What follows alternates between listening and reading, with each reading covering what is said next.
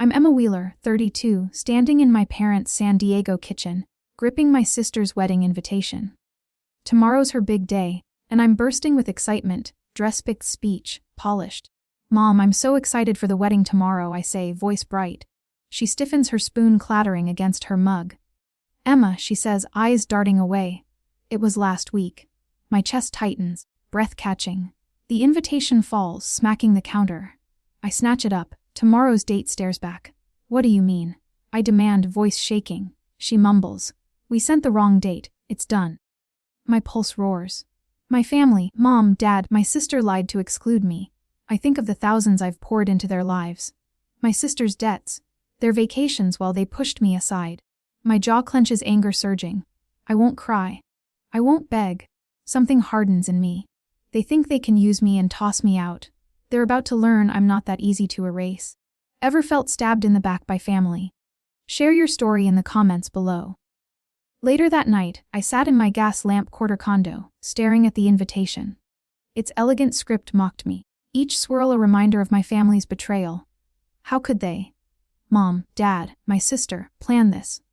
I tossed the card onto the coffee table, my mind spiraling back to the years I'd been there. Safety net, always there, always giving. 3 years ago, my sister, then 27, launched her interior design business. She had big dreams, sleek showrooms, wealthy clients. But her first major project tanked. A client bailed, leaving her with $10 in debt. I got the call at midnight, her voice shaky, begging for help. I'll pay you back, she swore. I wired the money the next day, no questions asked. She never mentioned it again, not even a thank you. I brushed it off, thinking that's what sisters do. Then there was Mom and Dad's house. 2 summers back, their suburban San Diego home needed repairs. Leaky roof, cracked foundation. A 30 zalozid, they said, or they'd lose it. I covered it, dipping into my savings from years of late nights as a tech project manager. Dad mumbled something about gratitude. Mom just nodded. I thought it brought us closer. Wrong. They never invited me to their Christmas parties. Those loud, crowded gatherings where neighbors swapped stories over wine. You're too busy, Mom would say, her tone sharp. Too busy or just not wanted. Last Thanksgiving was the worst. I'd driven 3 hours to join them only to find the house empty. We're at the neighbors, my sister texted, no invite attached. I stood on their porch, keys dangling, feeling like an intruder in my own family. I'd funded their lives' debts, repairs, even their anniversary trip to Napa. But I was always the outsider. The one they called when checks bounced, not when they celebrated. My phone buzzed, snapping me back. It was Claudia Page, my cousin, 38, a freelance journalist who always had my back. Emma, you okay? She asked, her voice soft but urgent. I told her about the invitation, my words tumbling out. She sighed. I didn't want to be the one to say this, but they planned it. Your sister insisted you'd overshadow her day, your job, your confidence. Mom backed her up. They sent the wrong date to keep you away. My grip tightened on the phone. Claudia's words burned, each one a shard of glass. My sister, the one I'd bailed out, thought I'd ruin her wedding. And Mom, who'd taken my money, agreed. I paced my condo. The city lights flickering outside. Every memory stung sharper now. Every ignored call, every snide remark about my fancy career. I'd been their bank, their fixer, but never their equal. Claudia stayed on the line, her voice steady. You don't deserve this, Emma. What are you going to do? I stopped pacing my reflection, staring back from the dark window. They thought they could erase me from their perfect day. Fine, I'd show them I wasn't just their fallback plan. I'd show them who really held the power. The next morning, I drove to my parents' house. My hands clenched, the wheel heart pounding from last night's truth. Claudia's call had ripped the veil off my family plan to exclude me. I parked in their driveway. The 2-story house, a quiet backdrop for the storm I was about to unleash. I wasn't here to plead. I wanted them to face what they'd done. I banged on the door, each knock sharp. Betty Wheeler, my mom, 58, opened it, her eyes widening. Emma, why so early? She asked, voice tight. I pushed past her into the living room where Gerald Wheeler, my dad, 62, sat with his coffee, eyebrows raised. My sister, Vicky Wheeler, 28, sprawled on the couch, scrolling her phone. They all stilled as I stood, arms folded, staring them down. Why did you lie to keep me from the wedding? I asked, voice like steel. Vicky's head snapped up, her eyes narrowing. Mom started Emma. Let's not, but I cut in. No, you sent a fake date. Wise silence choked the room. Dad set his cup down, avoiding my gaze. Vicky tossed her phone aside, sitting up. All right, she said, voice dripping with defiance. I didn't want you there. You always steal the spotlight, your tech job, your confidence. It was my day, not yours. Her words stung sharp and raw. My sister, who I'd pulled from financial ruin, thought I'd overshadow her. I've given you everything, I said, my tone low, controlled. And you repay me by cutting me out. Mom stepped between us, her face hard. Emma, you're too independent. It makes us feel inadequate. Vicky deserved to shine. Her defense was a knife twisting deeper. Dad just sat there silent, his eyes on the floor, complicity in his stillness. I turned to him. Dad, you let this happen. He shifted, muttering. It's not that simple. Not simple. They'd erased me from a day I'd planned to celebrate, and he had nothing to say. Every moment I'd been their lifeline, money, time. Loyalty flashed through my mind. They'd taken it all, then pushed me aside like I was nothing. My hands balled into fists, but I kept my voice even. Yelling wouldn't change them. I'm done being your fallback, I said, eyes locked on Vicky. She smirked, leaning back. You're blowing this out of proportion, she said. Mom nodded, her voice softer now. We're family, Emma. Don't turn this into a war. But it was a war. They'd drawn the line, treating me like a tool, not a daughter, not a sister. I looked at them, Vicky's smug expression, Mom's forced calm. Dad's avoidance, and saw no regret, only justification. I headed for the door, my steps deliberate. This isn't the end, I said, pausing my hand on the knob. Vicky laughed, a harsh, cutting sound. What? You'll make us pay, she mocked. Mom reached out, saying, Emma, stay and talk. I didn't look back. They thought I'd cave like always, but they were wrong. I'd built my life, my career, my strength without their approval. They'd underestimated me, assuming I'd swallow their betrayal. As I stepped outside, the morning air, sharp against my skin, my mind was clear. They'd built their lives on my support. Now they'd learn what happened when that support vanished. The next day, I sat in my office in downtown San Diego, pulling out a folder. Yesterday's confrontation, Vicky's smug admission, Mom's defense, Dad's silence had hardened my resolve. I wasn't here to wallow. I had a weapon when my family never suspected. I spread the documents across my desk, their weight grounding me, and called Claudia. Claudia Page. My cousin picked up quickly. Emma, how are you holding up? She asked, her voice steady but concerned. I didn't hesitate. 5 years ago, Mom and Dad were in a financial hole. Medical debts, bad deals. They were about to lose their beach house in La Jolla. I bought it, $200,000 in my savings. It's mine legally. Claudia's breath caught. You own the La Jolla house, she said, disbelief clear. They never said a word. Exactly, I replied, my tone sharp. I let them live there, no rent, thinking it was for family. After the wedding, I'm done being their doormat. Claudia's voice turned fierce. Emma, that's your asset. They've used you long enough. Hold on to it tight. Her support was like steel bolstering me. My family had taken my loyalty for granted, but this house was my line in the sand. I ended the call and dialed Linda Morse, my lawyer, 42, known for her razor-sharp legal mind. She arrived at my office within an hour, her briefcase clicking open. Let's see it, she said, eyes focused. I slid the folder to her, deeds, contracts, proof of my purchase. She flipped through, her expression, unreadable at first. This is solid, she said, finally holding up the deed. You own it outright. No encumbrances. They have zero claim. My shoulders relaxed and not loosening. They act like it's theirs, I said. Living there, using it like they own it. Linda's eyes met mine, unflinching. Legally, they're tenants at best. You want to assert control. I can prepare notices today. Eviction if needed. Her confidence anchored me. I'd poured years into my family, money, time, trust, only to be sidelined. This house was my leverage, my way to reclaim what was mine. Get the paperwork ready, I told her. I want it ironclad. She nodded, scribbling notes. I'll have drafts by morning. Claudia called again as Linda left. Emma, I heard your sister's been hosting clients at that beach house, passing it off as hers. She said, her tone sharp. I gripped the folder, my jaw tightening. Vicky flaunting my property to prop up her shaky business. The same sister who'd cut me out to shine. It was another slap piling onto their betrayal. She'll find out soon enough, I said, my voice low. Claudia didn't pause. You're in the right. Don't let them manipulate you into giving in. I stood walking to my office window. The city hummed below, but my focus was clear. That La Jolla house wasn't just brick and mortar. It was my sacrifice. My years of late nights. My trust in a family that didn't deserve it. Vicky's entitlement. Mom's excuses. Dad's silence. They thought I'd keep giving, keep forgiving. They were wrong. I'd built my career. My life without their support.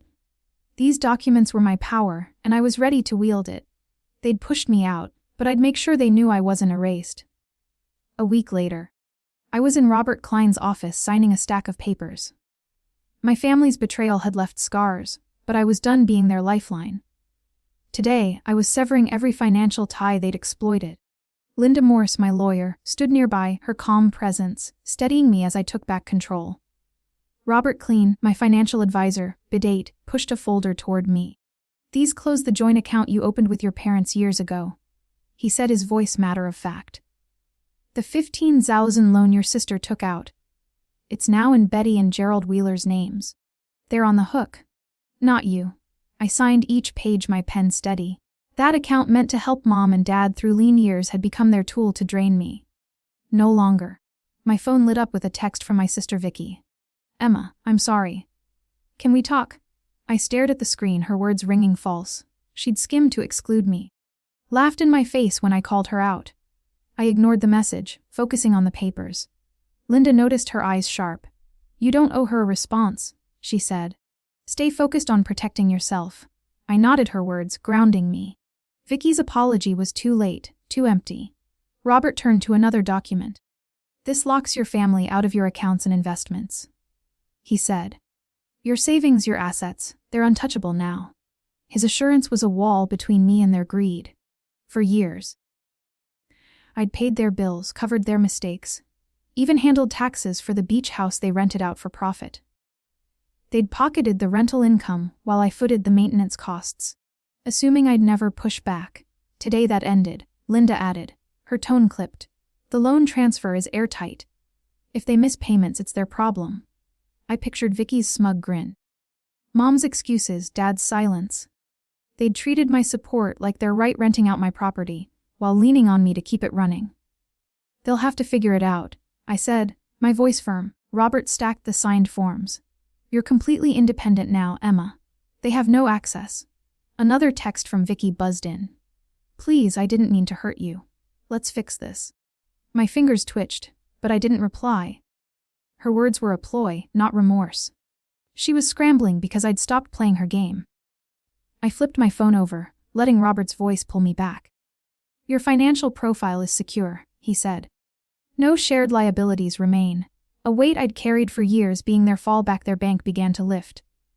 This wasn't just about money. It was about reclaiming my life. Linda tucked her notes away. If they try to challenge this, we're prepared, she said, her gaze steady. You're in control. I felt a quiet power settle in. My family had banked on my generosity, my silence expecting me to fold. Every signature today was a refusal to let them define me. I'd built my career, my stability, while they profited off my work, no more. As I left Robert's office, papers secured my phone, buzzed again. Vicky, Emma, don't cut us off like this. I swiped the message away without a second thought. She thought guilt would pull me back, keep me tethered to their needs. But I was done. They'd used my property's rental income, my money, my trust, treating me as a resource to exploit. Now, with every tie cut, I was free to let them face the consequences of their choices. 3 weeks later, Claudia called with news about my family. I was at home sipping coffee, the weight of recent weeks still heavy. Cutting them off financially had been my line in the sand, and now the ripples were hitting. Claudia's voice was tense. Emma, your sister's in trouble, she said. Vicky lost a $50,000 design contract. She and Scott are scrambling to cover their bills. I leaned back, unsurprised.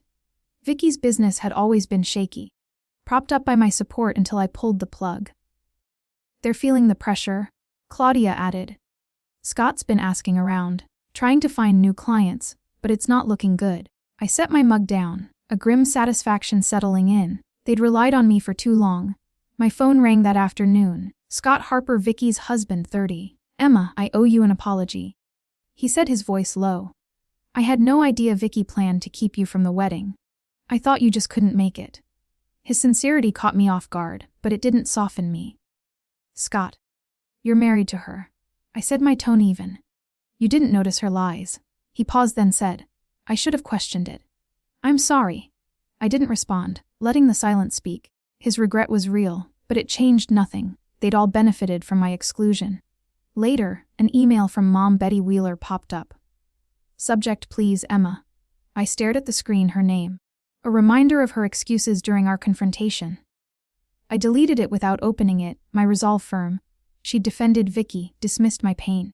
Her words now were just another attempt to pull me back into their mess. I wasn't budging. Claudia called again that evening, her tone darker. There's more, she said. Your family has been talking about you in the community. They're saying you're selfish, that you abandoned them for your career. My jaw tightened, anger flaring. Selfish. After years of bailing them out, covering their debts, their taxes, their mistakes. They were painting me as the villain to save face. People are starting to ask questions, Claudia said. Some believe them, but others aren't buying it.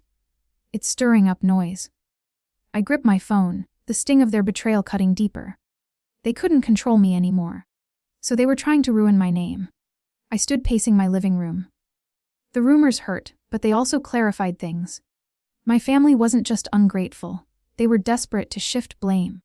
Vicky's lost contract, Scott's late apology, Mom's email. It was all damage control. They thought they could guilt me, smear me, make me cave. But I'd spent years building my life, my reputation without their help. Their lies wouldn't undo that. Claudia's voice softened. You're stronger than this, Emma. Don't let their gossip shake you. Her support was a lifeline, reminding me I wasn't alone. I thought of the community, neighbors, colleagues, friends who'd known me for years. Some might buy the rumors, but others knew my character. My family's words were noise, not truth. I'd face the whispers head high, and let their actions speak for themselves. They'd underestimated me, thinking I'd break under pressure. But I was done carrying their weight. They'd soon lies. Now they'd reap the consequences. A month later, I was in a meeting when Paul Adams called from security. My heart sank as he said my family was downstairs demanding to see me. I excused myself and headed to the lobby of my downtown office, bracing for what was coming. Mom Betty Wheeler stood with Dad, Gerald Wheeler, and Claudia Page by the reception desk. Mom's eyes were red, Dad's face blank. Claudia's expression tense. Emma, we need to talk, Mom said, her voice trembling. We're sorry. Can we fix this? I crossed my arms, unmoved. Their apologies felt like a last-ditch effort, not sincerity. Dad stepped forward, his voice low. We didn't mean to hurt you, he said. Let's put this behind us. I shook my head, their words too familiar, too late. Claudia, silent until now, met my gaze, her eyes searching. Emma, they asked me to come, she said.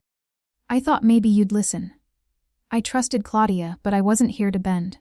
I pulled out my phone, opening a video Vicky had sent by mistake months ago, her wedding, where she deliberately excluded me. Claudia, you need to see this, I said, hitting play. The footage showed Vicky laughing, toasting with guests, saying, good thing Emma's not here to steal my spotlight. Claudia's face pale, her hand covering her mouth. She planned it, Claudia whispered, turning to Mom and Dad. You knew. Mom looked away. Dad stayed silent. Their guilt was clear. Mom's voice cracked. Emma, please. We're struggling. Let us stay in the beach house just for a while. I stared, incredulous. They'd rented out my Laho property for years, pocketing the profits while I paid the taxes and upkeep. Now, with their finances crumbling, they wanted to move in. No, I said, my voice cold. That house is mine. You've taken enough. Claudia stepped closer, her voice firm. Emma's right, she said, facing Mom and Dad. You betrayed her, and you're still asking for more. Her support was a shield, strengthening my resolve. Mom's eyes welled up. We're your family, she pleaded. Don't do this. But her words bounced off me. Family didn't scheme, didn't lie. Didn't use me for years, then beg when it suited them. Dad tried again, his tone softer. We can work this out, Emma. We're sorry. I shook my head, the video still looping in my mind. Vicky's laugh. Mom's silence. Dad's complicity. They'd chosen their side long ago, You made your choices, I said. Live with them. I turned to Paul Adams, the security lead, 42, standing nearby. Paul, please escort them out, I said. He nodded, gesturing toward the exit. Mom's voice rose desperate. Emma, don't shut us out. But I walked away. Claudia following. In my office. She gripped my arm. You did the right thing, she said. That video, it's proof they don't deserve you. I nodded, my chest tight. The community might whisper, believe their lies, but I knew the truth. They'd tried to break me, control me, use me. I'd built my life without them. My career, my strength, my peace. Their apologies were hollow. Their pleas. I wasn't their fallback anymore. They'd faced the world without my shadow to hide in. 6 months later, and I stood on the deck of my La Jolla beach house. The ocean's breeze wrapped around me, carrying a freedom I'd earned through hard-won battles. My life now belonged to me, shaped by my choices, unburdened by my family's demands. My career had taken flight. A recent promotion placed me at the helm of a major project, my confidence honed to a fine edge. Claudia and Linda, my steadfast friends, became my pillars, valuing me for who I was, not what I could give. Over lunch last week, Claudia's grin was infectious. You're a force, Emma. Linda's nod was warm. You've built something untouchable. Their words lit a fire in me, a testament to the strength I'd gained by holding my ground. Yesterday, an invitation arrived for Mom and Dad's anniversary celebration. Betty and Gerald Wheeler, still chasing their facade of perfection, had asked me to attend. I sent a small gift instead, a courteous gesture, nothing more. Their attempt to draw me back into their orbit failed. I'd spent years propping them up, only to be pushed aside. That door was firmly shut. Claudia shared news of my family struggles. Vicky and Scott had moved to a tiny apartment, their finances crumbling after Vicky lost a key contract. Their social circle dwindled as allies turned away.